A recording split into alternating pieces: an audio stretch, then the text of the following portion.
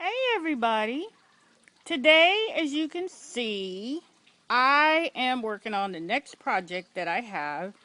Some birdhouse gourds.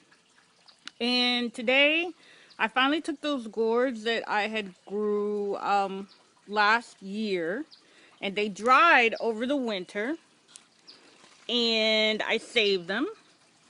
And the other day, I went to a hardware store and I got the tool that cuts out a hole. So I'm going to turn these into birdhouse gourds, and I'll provide a link for you down below on some better details on how to do this project. As you can see, this is the first step in my project. If we can look down in there, I cleaned out the insides after I made the hole, and now I'm going to scrub them up, and hopefully when they dry in a few days, I'm going to put some paint on them. And this is a really cool project for kids, and adults, but you got to have a lot of patience. These are all the seeds that I got, and yes, I'm wearing gloves. So I'm going to replant these seeds and also let you know how they do. So thanks again for watching, and I hope everybody has a great day today. Bye.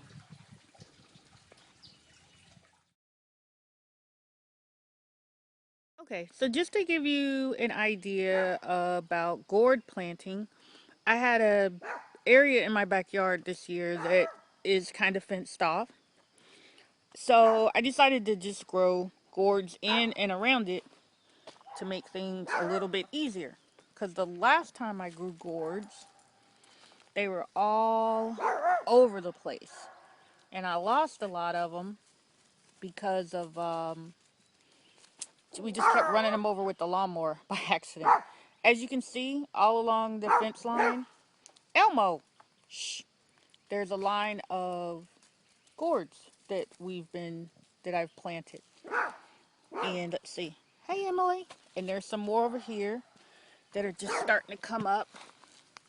And I planted 3 or 4 different types of gourds.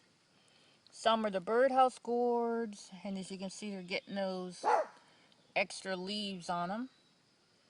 And some are the apple gourds, and some of the bold gourds. And there's some giant gourd varieties that I found. And I'll put online for you all the places where I was able to purchase the gourd seeds from.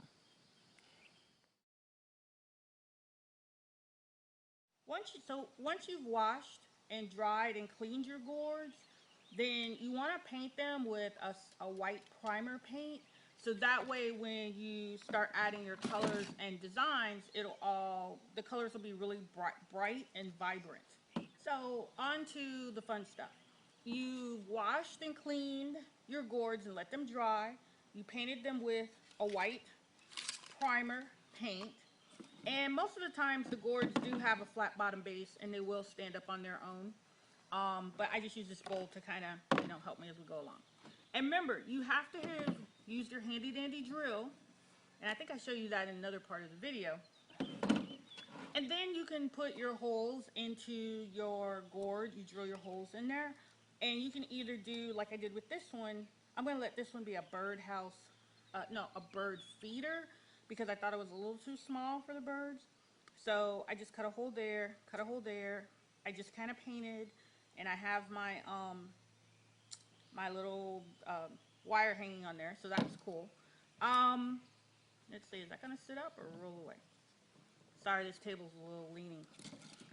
And then here's some other gourds I've been working on.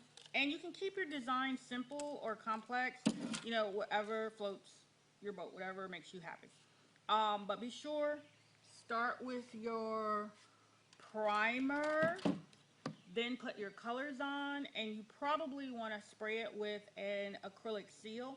And below in the instructions, I'm going to give you lists and links to all the stuff that I use to make this.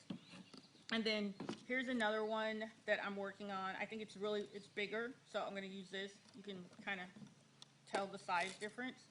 I'm going to use this one as a birdhouse. And how do you get these really groovy designs on here? Let me show you. As you as you can tell, I'm outside and my neighbor's dog is having a fit. But anyway, I just wanted to show you how I got these very intricate designs onto here.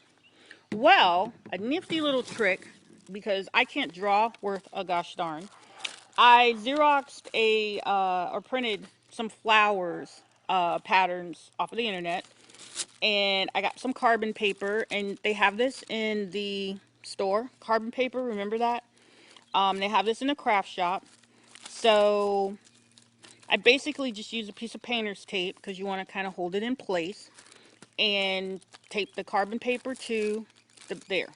And you can take a pen or a pencil, any device, and all you're going to do, let me do this on another one, because I'm just about done with that one, is lay the design, the whole thing, directly onto the gourd. And then just trace along. And remember, because I printed this from my printer, I can just print other ones when I end up having too much ink on here. And this is the easiest way to get just about any design you want onto your gourds. And you can do this in the house. I just decided to come outside today. It was such a nice day. Okay, and ta-da! Now you see you have your design. So now you're ready to go ahead and start painting. Hope you can see that, where I drew that on there. And here are some of the ones that I had finished and started painting. And I think this is going to look really groovy when it's done. So once again, it's really that easy and simple. Here's another one I'm working on. Some really cute designs. This will be a cool birdhouse, I think. Some bird will just love it. So enjoy. I hope you enjoyed today's segment. And please make sure you stop by and come back again.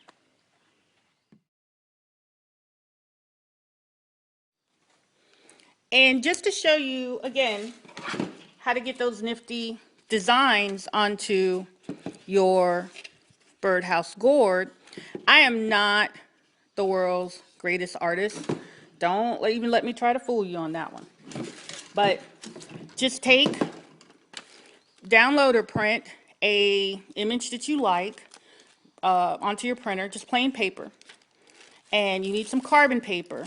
They have this in the craft store. It's really cheap. And I just used some painter's tape and taped it together so it'll hold steady. And then just find where you want to on your gourd. Just kind of tape it down to hold it in place. See if I can do this. And you're just going to trace the outline. I know I'm using a pen, but it's no big deal, because if this ends up with too many ink lines on it or whatever, I'll just print another one and start over. And of course, by printing the design with your printer, you can make the design smaller, larger, whatever. Okay, and see, that's all I did was just trace with a pen or a pencil onto the gourd. And now you have a really good way, what would you call it? Design, outline on how to start, painting on your gourds. So your flowers, your designs, and then you can just decorate them a little bit more. I cheated a little bit here. I used a Sharpie pen after I painted it, so that would stand out more. So, and then here's one. I just kind of put this on here freehand, some little drawings. And that's all there is to it. So gourds design and crafting can be fun.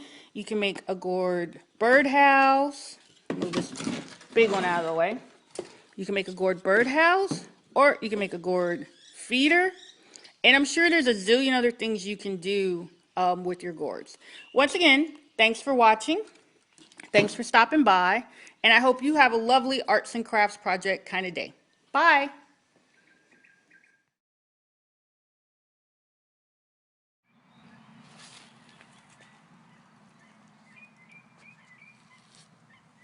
And here's my groovy birdhouse gourd, a bird feeder gourd that I made.